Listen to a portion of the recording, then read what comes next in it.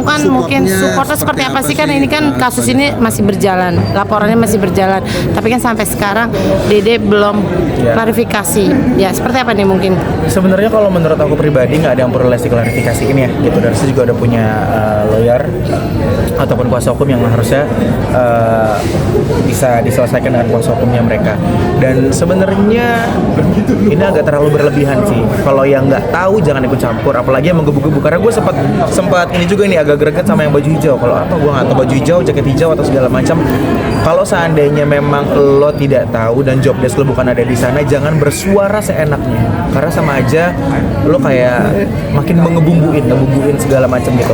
Karena bagaimanapun Lesti sama Bilar adik gue segala macam, mereka tetap jadi sahabat gue sendiri. Bilar juga talent gue dulunya segala macam, jadi gue nggak mau nih kalau seandainya masalah-masalah kayak gini tuh kayak seakan-akan Lesti kayak mafia di musik gitu ya kan, nyanyiin lagu segala macam, kayak terlalu berlebihan lah semuanya itu. Contohnya kayak gitu. Dan sekarang kayak gue juga jadi agak-agak ngeri ya, setiap talent-talent gue nanti ngeluarin lagu segala macam, ngeluarin lagu, pencipta lagu nuntut hak segala macam.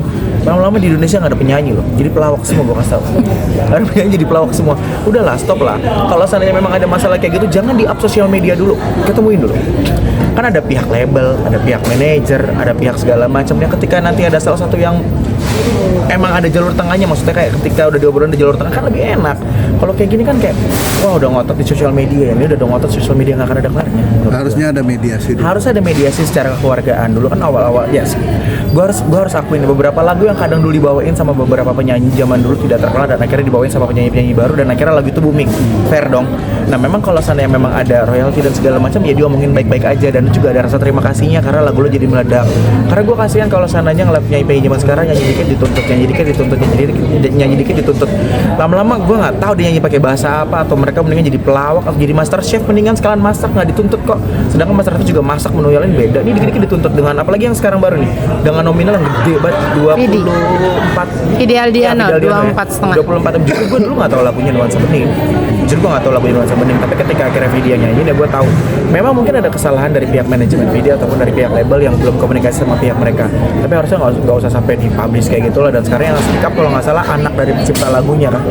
Menurut gue sih mendingan ya udah pencipta lagu berkomunikasi dengan pihak label, manajemen dan kuasa hukumnya, dirundingin gimana baiknya, gimana langkah terbaiknya. Bukan apa-apa dituntut langsung minta duit sekian berapa puluh M, enak banget.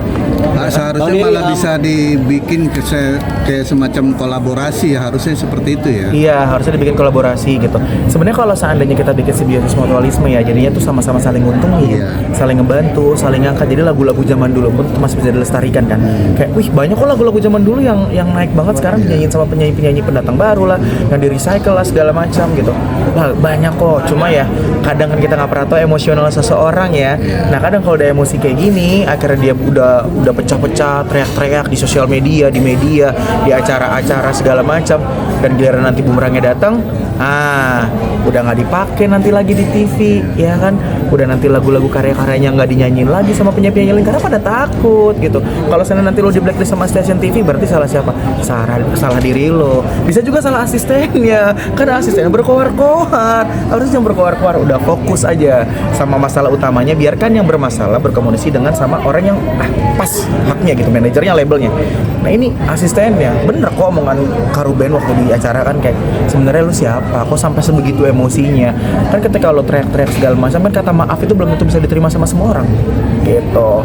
Jadi pokoknya semoga Lesti cepat selesai masalahnya, Vidi Aldiano juga cepat selesai masalahnya, buat para pencipta lagu juga segala macam. Semoga karya-karya juga luar biasa, dan baiknya semua para yang bekerja di dunia musik Indonesia, kalau ada masalah tombol diomongin dulu, jangan dikit-dikit gara-gara sekarang ada sosial media di up aja di sosial media.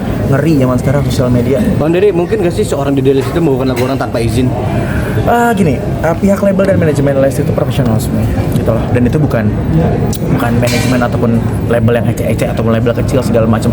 Banyak sekali bintang di dalam label itu gitu loh. Banyak, ini manajernya itu udah banyak sekali mega bintang-bintang yang luar biasa. Udah pasti ada komunikasinya.